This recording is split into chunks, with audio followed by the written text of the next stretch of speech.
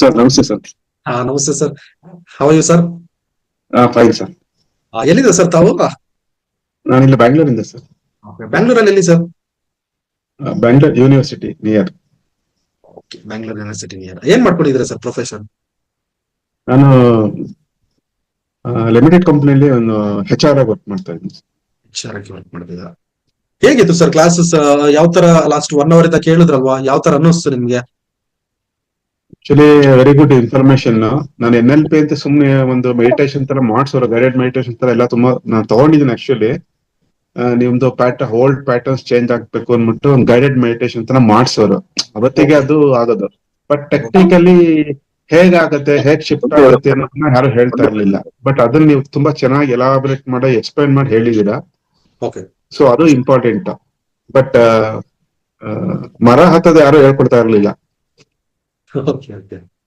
Meditation guided meditation ಮಾಡೋರು ಅಷ್ಟೇನೆ. ನೋಡಿ ಹೇಗಾಯ್ತು. ಬಟ್ ನೀವು ಟೆಕ್ನಿಕಲಿ ಅದು ಹೇಗ್ ವರ್ಕ್ ಆಗುತ್ತೆ, ಹೌ ಇಟ್ ವರ್ಕ್ಸ್ ಅನ್ನೋದು ತುಂಬಾ ಚೆನ್ನಾಗಿ ಹೇಳಿದ್ರಿ. ಮೈಂಡ್, ಬಾಡಿ ಮತ್ತೆ ಮೈಂಡ್ ಅಂದ್ ಎಲ್ಲಿರುತ್ತೆ, ಸೆಲ್ಸ್ ಹೋಲ್ ಬಾಡಿಲಿ ಹೇಗಿರುತ್ತೆ ಅಂತ ಹೇಳಿದ್ರಿ. ಅದು ಕರೆಕ್ಟ್ ಇತ್ತದು. ಮತ್ತೆ ಬ್ರೈನ್ ಪ್ಯಾಟ್ರನ್ ಅಂತ ಹೇಳಿದ್ರಿ. ಮತ್ತೆ ಪ್ರೋಗ್ರಾಮಿಂಗ್ ಹೇಗಾಗಿರುತ್ತೆ, ಹಳೆ ಪ್ರೋಗ್ರಾಮಿಂಗ್ ಮೈಂಡ್ ಅಲ್ಲಿ ಅಂತ ಹೇಳಿದ್ರಿ. ಮತ್ತೆ ನ್ಯೂರೋದ ಬಗ್ಗೆ ಚೆನ್ನಾಗಿ ಹೇಳಿದ್ರಿ. ಬಟ್ ಟೆಕ್ನಿಕಲಿ ಹೇಗ್ ವರ್ಕ್ ಆಗತ್ತೆ ಅಂತ ಸೈಂಟಿಫಿಕ್ ಆಗಿ ಚೆನ್ನಾಗಿ ಎಕ್ಸ್ಪ್ಲೈನ್ ಮಾಡಿದ್ರಿ.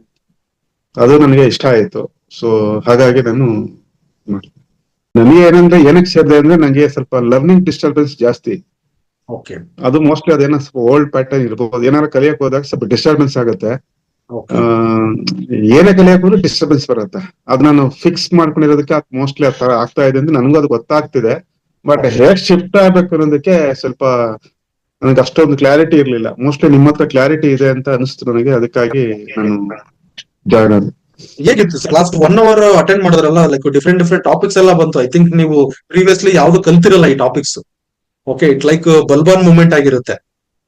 ಕೇಳಿದ್ದೀನಿ ನ್ಯೂರಲ್ ಲಿಂಗ್ವಿಸ್ಟಿಕ್ ಪ್ರೋಗ್ರಾಮ್ ಅಂತ. ನಾನು ಸುಮಾರು ಜನ ಈ ತರ ಕ್ಲಾಸಸ್ ಮಾಡಿದ್ದಾರೆ ಅಂದ್ರೆ ಗೈಡೆಡ್ ಮೆಡಿಟೇಷನ್ ತರ ಮಾಡಿದಾರೆ, ತಗೊಂಡಿದ್ದೀನಿ ಹೀಲಿಂಗ್ ತರ.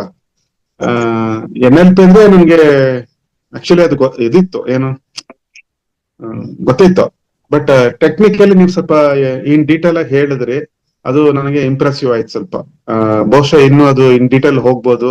ನಮ್ಗೆ ಟೆಕ್ನಿಕಲಿ ತಿಳ್ಕೊಂಡಾಗ ನಮ್ಗೆ ಒಂದು ಕ್ಲಾರಿಟಿ ಸಿಗುತ್ತೆ. ನಮ್ಮನ್ನ ನಾವು ಸ್ವಲ್ಪ ಶಿಫ್ಟ್ ಆಗ್ಬೋದು. ಈಗ ಏನಿದೆ ನೀವೇ ಪಾಯಿಂಟ್ ಕೊಟ್ಕೊಳ್ಳಿ ಅಂದ್ರೆ ಏನು ಹೆಲ್ತ್, ವೆಲ್ತ್, ರಿಲೇಶನ್ಶಿಪ್ ಮತ್ತೆ ಕೆರಿಯರ್. ನಾನು ಅದನ್ನ ಕೊಟ್ಕೊಂಡ್ ಬಂದಿದ್ದೆ. ಅದ್ ಕೊಟ್ಕೊಂಡಾಗ ನಾನು ಇಷ್ಟಿಷ್ಟು ಪಾಯಿಂಟ್ ಅಂತ ಕೊಟ್ಟಿದ್ದೆ. ಸೊ ಅದಕ್ಕೆ ನಾವು 100ಗೆ ಹೆಂಗ್ ಶಿಫ್ಟ್ ಆಗ್ಬೋದು ಅನ್ನೋದು ನನಗೊಂದು ಕ್ಲಾರಿಟಿ ಸಿಕ್ತು. ನೀವು ಮೋಸ್ಟ್ಲಿ ನಿಮ್ಮ ಹತ್ರ ಶಿಫ್ಟ್ ಆಗ್ಬೋದು ಅಂತ ಅನಿಸ್ತು ನನ್ಗೆ. ನಿಮ್ದು ಪ್ರೆಸೆಂಟೇಶನ್ ಎಲ್ಲ ತುಂಬಾ ಚೆನ್ನಾಗಿದೆ.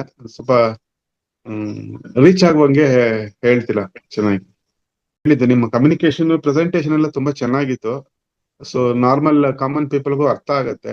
ನಿಮ್ಮ ಇದು ಏನು ನೀವೇ ಹೇಳಿದ್ರಲ್ಲ, ಏನದು verbal language, body language, gesture, so ಅದೆಲ್ಲ ಚೆನ್ನಾಗಿ ರೀಚ್ ಆಗ್ತಿದೆ ಜನಕ್ಕೆ. ಸೊ ಅದು ನನಗೆ ಇಷ್ಟ ಆಯ್ತು. ತುಂಬಾ ಸೀರಿಯಸ್ ಆಗಿ ಹೇಳ್ತಾರೆ, ನಾವು ಸೀರಿಯಸ್ ಆಗೇ ಬಿಡ್ತೀವಿ.